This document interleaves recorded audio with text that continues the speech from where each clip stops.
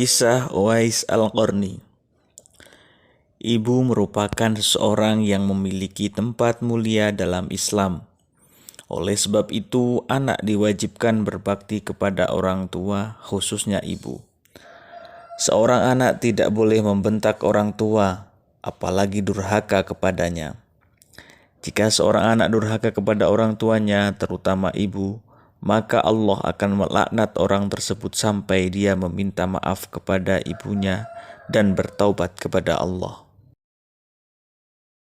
Berbakti kepada orang tua telah diajarkan dan dicontohkan oleh umat Islam terdahulu. Bahkan ketika seseorang berbakti kepada orang tuanya, berarti telah berbakti kepada Allah dan Rasul-Nya.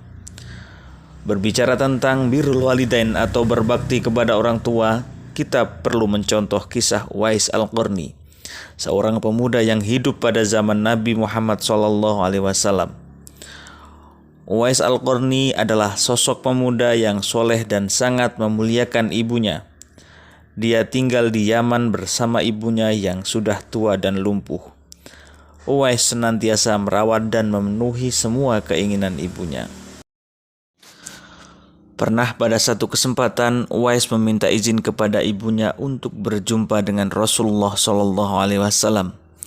Ibunya mengizinkan dan berpesan kepada Uwais agar cepat pulang karena merasa sakit-sakitan. Sesampainya di Madinah, Uwais langsung menuju rumah Rasulullah SAW. Namun sayang, Uwais tidak bisa menemui Rasulullah sebab sedang di medan perang. Teringat pesan sang ibu agar lekas kembali ke Yaman, Uwais dengan terpaksa pamit kepada Sayyidatina Aisyah radhiyallahu anha, istri Rasulullah yang saat itu ada di rumah.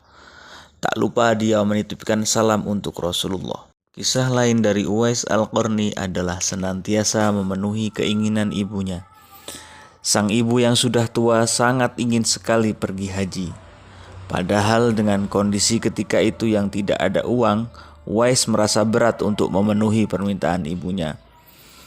Dari Yaman, perjalanan ke Mekah sangatlah jauh, melewati padang tandus yang panas.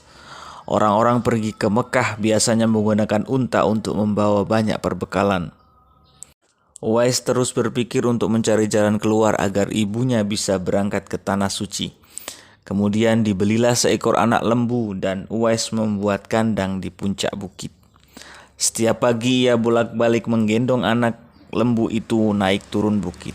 Banyak orang yang menganggap aneh tindakan Uwais tersebut. Setelah 8 bulan berat lembu Uwais telah mencapai berat 100 kg. Saat tiba musim haji, Uwais merasa otot-ototnya sudah kuat dan siap mengangkat beban berat. Dia pun menggendong sang ibu dari Yaman ke Mekah untuk menunaikan ibadah haji.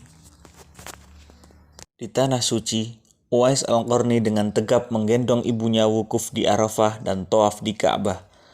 Di depan Ka'bah, air mata sang ibu tumpah.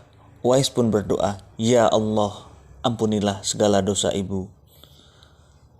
"Bagaimana dengan dosamu?" tanya sang ibu yang heran karena Uwais tidak minta dosanya diampuni.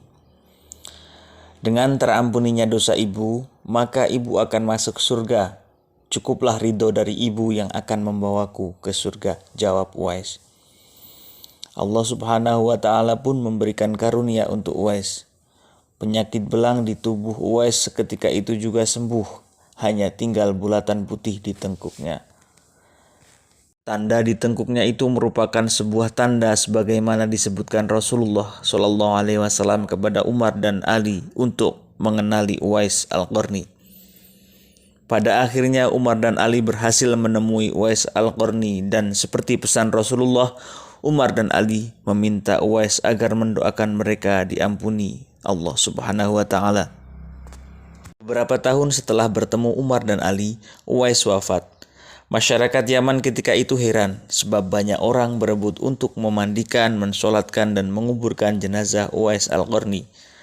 Banyak yang meyakini bahwa orang-orang yang berebut memandikan, mensolatkan dan menguburkan jenazah Uwais adalah malaikat yang diturunkan ke bumi. Sahabat, itulah tadi sedikit kisah tentang Uwais Al-Qarni, orang yang sangat memuliakan ibunya.